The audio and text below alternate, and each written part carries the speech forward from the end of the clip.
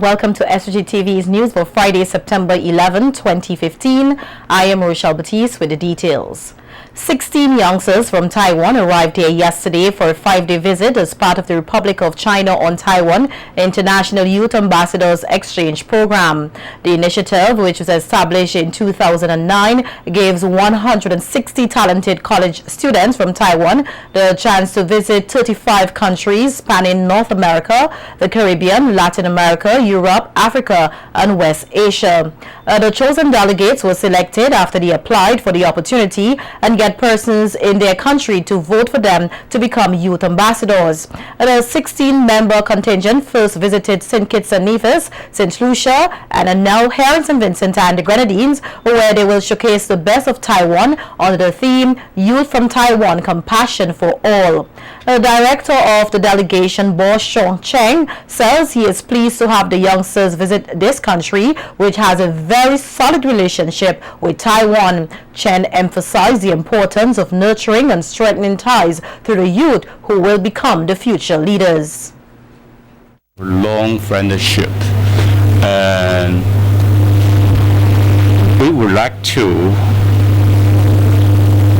create for the mutual benefit for the future, no matter what, in which area, particularly when we face the global challenge, including climate change, also including a lot of problems, such as the young generation, they face some problem for the future. So I think that both countries, we do have the responsibility to create a friendly environment for the young generation and to create the opportunity for both countries, particularly young generation, can do more exchange to understand with each other. I think this is a global village for the future, not only Taiwan and St. Vincent and Grenadines, but also for global world. Some of the Taiwanese youth ambassadors express how they feel about being a part of the program. Due to this experience, so I have an opportunity to visit the special school in St. Vincent. This is our morning schedule, and I think this is I personally can travel here, but without these opportunities, without this program, I won't able to have the opportunities to know about those agencies and interact with those people. This morning we enjoyed a very nice conversation with the Prime Minister, and we really enjoyed the conversation with him. And yeah. We already know that some students from St. Vincent had already studying in Taiwan right now and learning Chinese. And this morning we have the conversation with the PS, and we've talked about this, and we really hope that in the future a lot more St. Vincent students can come to Taiwan and learn Chinese. This performance, we have 6 weeks intense training, and this really helped me to stand out of my comfort zone, because in the show we should taste the performing arts. And for me, I'm the students in the Department of Foreign Languages and Literatures. And in my life, I scarcely have the opportunity to get in touch with the performing art. So to prepare for this program, I can learn how to dance, I can learn how to sing on the stage. And though I'm just 19 years old, I'm only becoming a sophomore this year. I think why I joined this program because I was interested in this topic, Youth from Taiwan, Compassion for All, because I'm especially interested in the environmental protection, and I'm really I feel really glad and lucky to join this program. In other news, there is a need for greater level of communication among healthcare providers here. That's according to Dr. Roger Duncan, who says failure to do so can result in the greatest inefficiency in the country's healthcare, which is the waste of costly medication. Dr. Duncan was speaking at the opening ceremony of a 2-day training workshop here on medical use review hosted by the Ministry of Health, Wellness and the Environment in collaboration with PAHO and OECS Pharmaceutical Procurement treatment services at the Nemo Conference Room in Old Montrose. The workshop was designed for government pharmacists to better understand the medication that they give to patients. According to Dr. Duncan, patients will stop taking medication because of the side effects which pharmacists themselves do not understand. There needs to be more conversation among all the players in the healthcare team, between nurses and doctors and pharmacists, public health practitioners, nurse practitioners, dietitians, physiotherapists, and every member of the healthcare team. I would be brave enough to say that I believe that this lack of communication between those who deliver in healthcare accounts for probably what is one of the single greatest inefficiency in our healthcare system.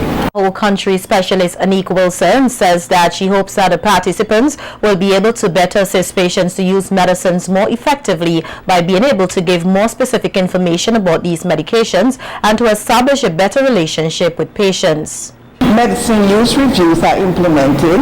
The services is meant to improve patient knowledge so as to provide targeted information about their medication as well as addressing adherence issues and use of their medicines. By so doing, it establishes the client-patient relationship. You'll be able to get a lot of information on their medication. You'll be able to understand their own experiences, what they're going through while taking their medication. You'll be able to discuss and resolve with the clients poor or ineffective use of their medicines, identify what their side effects are, and what they're generally going through while taking their medication. It also focuses on issues as it relates to adherence. Additionally, Permanent Secretary in the Ministry of Health, Wellness and the Environment, Louis Deschamps, says that the workshop is another effort by the Ministry of Health to improve healthcare in SVG to the benefit of all Vincentians. Colleagues, chronic disease management has become a major global public health challenge in this century, owing to associated morbidity, loss of productivity, and the high consumption of healthcare resources. For us as small island states, it is even more crucial because of our relatively diminutive economic status, among other factors. In the health sector, an enormous amount of emphasis is now being placed on the improved management of our resources. And I would wish to assure you all that every single unit manager, every single unit head within the Ministry of Health, Wellness and the Environment is focused on improving the delivery of healthcare for the benefit of all citizens. $40,000 was this morning wired to the National Bank of Dominica Erica Relief Fund. The monies were raised from a radiothon which was conducted here last Sunday, organized by the National Broadcasting Corporation (NBC) and involved 9 radio stations, including sister station Hits FM. While $53,423 was pledged, $31,239.84 of that pledge was actually deposited to the bank. General Manager of NBC Radio, Carlita Oliver, says she is delighted with the generosity of Vincentians and is pleased that there was a remaining amount in the bank which afforded the monetary donation to increase to $40,000. $40,000 is as a result of pledges made by the public which were deposited to the Dominica Relief account, which is set up at the Bank of St. Vincent and which has received the pledges that were made at last Sunday's radiothon. The total amount pledged amounted to $53,324, and up to the last time of checking the account, $31,239.84 were deposited. However, as I had explained earlier, the account that is being used is rolled over each time we need it. So there was a little money in that account, and it therefore allowed us to top up what has so far been deposited and therefore even the $31,239.84 was deposited so far, we have been able to top it up and to send $40,000 this time. Senior Accounts Clerk at SVG Broadcasting Corporation, Agnes Gibson, expressed gratitude to Vincentians for their contribution and reminded them that they can continue to make their donation at the Bank of St. Vincent Senior Citizens School at the Reigate location. SVG-BC is very pleased to be a part of this Erica Relief Fund that we have going on. As you know, disasters are always out there. Right now, Dominica needs our help. It needs everybody's help. You can please continue to send your donations to the account number 134399 BOSVG. Just give. Every little counts. They need it, and we all someday would need it. So just give your contributions. So persons giving contributions, it's easy to make your contributions. You are facilitated at the senior citizen line at the BOSVG at Reigate, and it's welcome. We want to thank everyone for your contribution, but still continue to make it, okay? 14 years ago today, the world looked in horror as terrorists crashed American and United Airlines planes into the World Trade Center Twin Towers. The attacks, which were carried out by terrorists, led to the death of close to 3,000 persons. Of that number was lone Vincentian Andre Colin Cox of New Montrose. The then 29-year-old worked at the North Tower as a food service handler. A tree has been planted at the Botanical Gardens to honor his memory, and the site of the horrific event is now a museum and memorial with the names of all the victims etched on the walls. SVG-TV News took to the streets of capital Kingston today to ask Vincentians what do they remember of that day and the effect it had on them. I was at the old NBC building at the top, and I was more or less looking at my TV because there's a TV in the office, and I saw what was happening. I really thought it was a movie. Right, I saw the planes going into the building, and is when I received a phone call. Somebody asked if I was looking at TV. I said yes, but I really thought it was a movie happening. So I looked at it carefully and I said, what is this at all? This thing is real.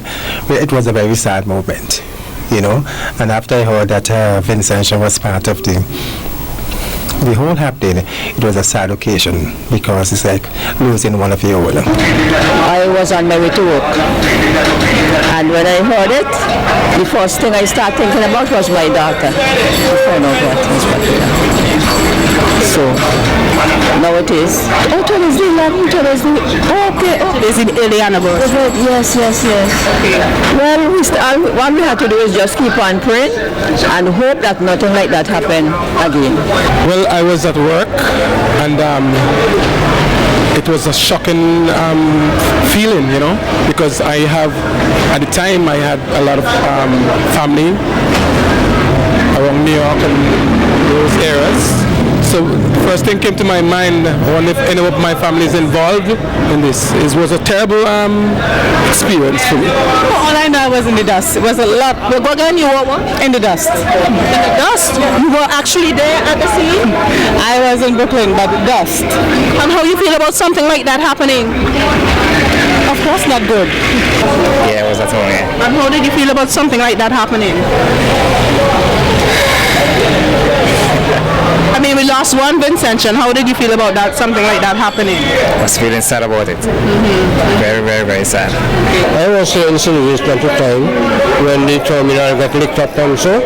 Yeah, I was time. And how did you feel about something like that? Because one Vincentian died. It is not easy to lose life like those in a kind of way. You understand? Losing life in those kind of way can like a criminal attack. So I have my family, you and your family, and just end up in a flame like that. It's a rough thing, So I thank God that you all could keep it up, and you all could remember that was the disaster day. Where were you? I was at work. at Bishop's College teaching at the Bay, you know. And I could remember at that moment when I listened to the news and I heard, you know, I couldn't believe. And because I have families in New York, so I called immediately and asked them what was going on. So they said that from where they were sitting, from where they were standing, you know, they can see smoke bellowing in the air. You know, so he said that I just heard on the news that you know, there's an attack on the World Trade Center. So they said yes, you know. So I was really shocked, really shocked. I couldn't really conceive that anything of that sort could really happen in New York, a city that is so well protected. When it happened, I was in St. Vincent, but I feel real terrified about it because it come like it's family members still all we don't related, and it could happen to anybody, and I just hope something like that disaster never happen again. Yes. You would like to tell Miss Cox anything? She has a loan. Her son died in that event. Would you like to tell her anything? She's a former teacher. Yeah, I would like to tell she to hold the faith, and God is listening and hearing everything, and I would like to send out my condolences to her as well.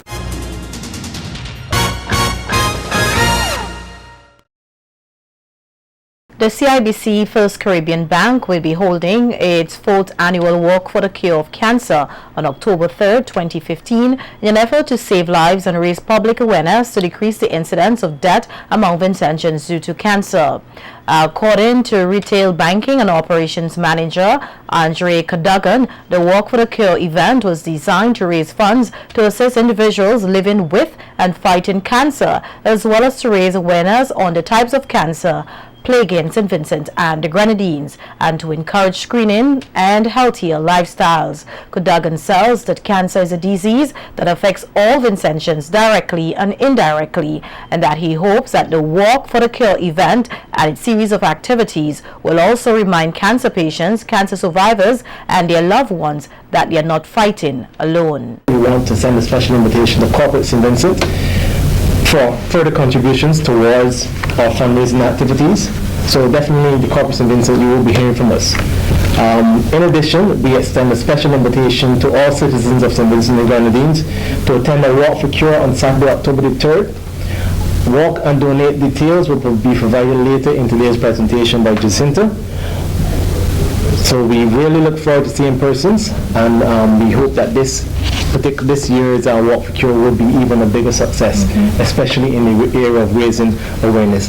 Ideally for me, I would like to see a minimum of at least 500 persons walking on October the 3rd. So that's a call out there to all Vincentians to see if we can have 500 or more persons walking to raise the awareness of cancer. Alicia Basil Ashton, Human Resource Manager of the Silver Sponsors of the 2015 Walk for the Cure Columbus Communication SVG Flow, said that a company understands the devastation caused by cancer and that they are proud to be on board with such an initiative.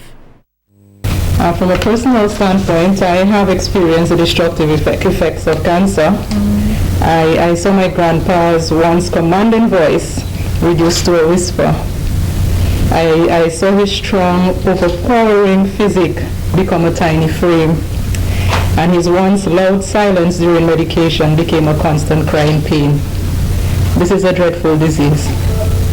Columbus SVG is extremely pleased to partner with CIBC FCIB to find a cure for this global epidemic. Our partnership with CIBC 2015 will have us flow pink by championing this cause internally, that is among our staff, and to our extensive and diversified customer base.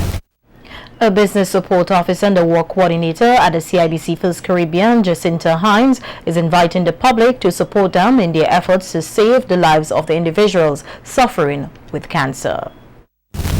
We are looking forward to an increased participation in the event this year. A heightened awareness, more walkers, and even greater donations made. In an effort to make a greater awareness and to provide continuing support to those fighting this deadly disease. We do hope that you will support and participate in the various activities which CIBC First Caribbean International Bank will be rolling out leading up to the actual walk in October. Remember, the walk is on October the 3rd. It is for a very worthy cause, and we certainly look forward to your participation. The bank has scheduled a number of activities leading up to the event to ensure that the most contributions are made to the cause. These activities include a barbecue and cake sale, along with donation tins placed at the bank. Persons who wish to make a donation can do so at CIBC through the Walk for the Cure account number 106987980.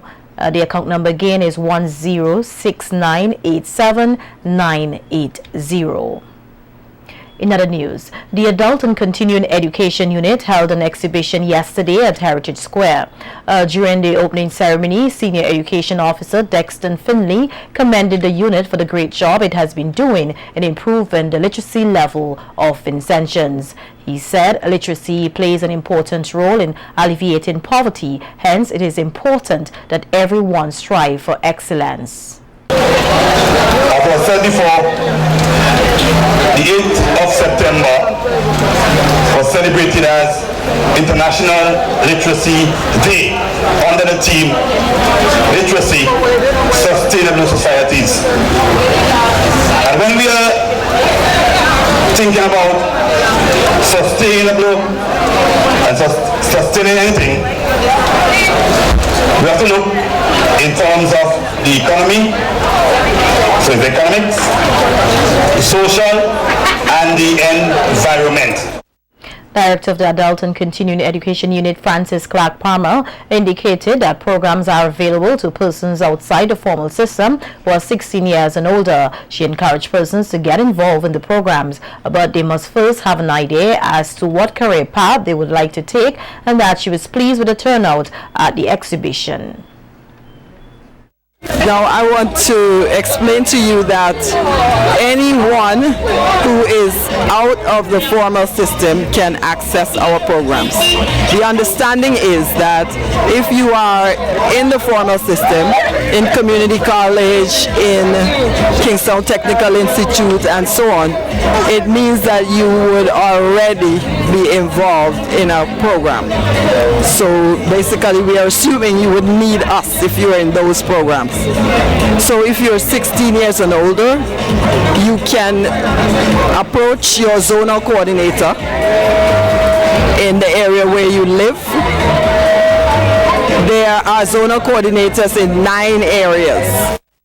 Testimonials were given by a few of the participants, speaking of how the program has impacted their lives and encourage others to become a part of the program, which they say holds tremendous benefit. Here is a look at some of the participants, what the participants had on display at yesterday's exhibition. My name is Jasmine D, and I have this business called Jazzy Organics for about 2 years now, and I produce organic products made from materials on the island, similar and the grenadines. I make stuff mainly from coconut oil, from different plants and so forth, and I've also started branching out to different brands in that I'm doing deodorants made from almond starch, coconut oil, butter, and different antibacterial oils that are necessary for the skin. Good afternoon, my name is Ingrid John and I'm here representing Dembus Products. Dembus Products came about from my mom's career. My mom used to make all these confectionaries and I'm just carrying on the tradition from over the years and extending the business a little more. My business consists of tamarind syrup, tamban, solum, dandel syrup, cookies, all the local stuff from long ago, bringing back the old time days.